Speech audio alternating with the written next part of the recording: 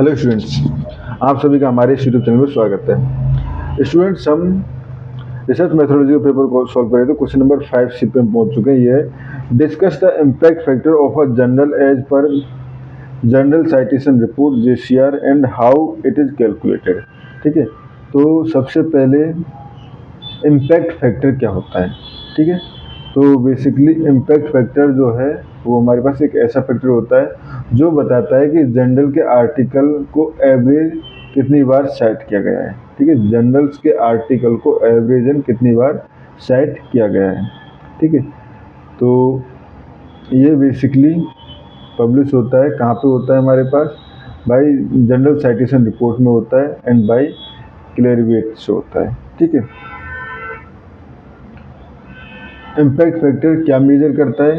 Impact factor जो है basically journal की इम्पोर्टेंस को मेजर करता है कि जर्नल जो है वो कितना इम्पोर्टेंट है, वो यहाँ से पता चल जाता है। ठीक है, एंड कितनी बार उसके आर्टिकल को दूसरे रिसर्चर्स यूज कर रहे हैं, क्योंकि दूसरे रिसर्चर्स अगर आपके आर्टिकल को यूज कर रहे हैं इसका मतलब जर्नल अच्छा है। ठीक है, जितना अच्छा इम्पैक्ट फैक्टर जर्नल उतना ही अच्छा माना जाता है।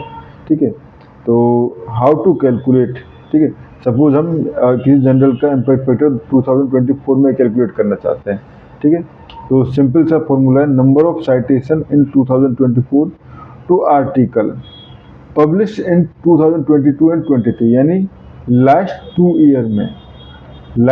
ईयर में जो जर्नल पब्लिश हुए हैं, जो पेपर पब्लिश हुए हैं, उन पेपर्स पे कितनी साइटेशन आई।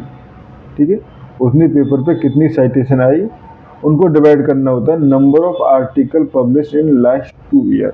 ठीक है, तो ये हमारे पास सीधा सीधा इसका तरीका है। ठीक है, तो इसमें अगर हम एग्जांपल के थ्रू समझें तो एग्जांपल के थ्रू देखो, general suppose 200 paper research paper थे, साइटेबल आर्टिकल थे 2020 और 23 में। ठीक है, एंड आर्टिकल्स ने 800 साइटेशन रिसीव किए टोटल 2000 साइटेबल ने, तो इम्पैक्ट फैक्टर कितना हो गया 4.0 इसका इम्पैक्ट फैक्टर हो गया। ठीक है स्टूडेंट्स, तो इसमें हमें इतना ही करना था। ठीक है, तो रिसर्च पेपर पब्लिश करने के लिए हम कौन सा यूज करें जिसका इम्पैक्ट फैक्टर हाई हो। ठीक है, तो स्टूडेंट्स इस क्वेश्चन में हमें इतना ही करना था। Thank you.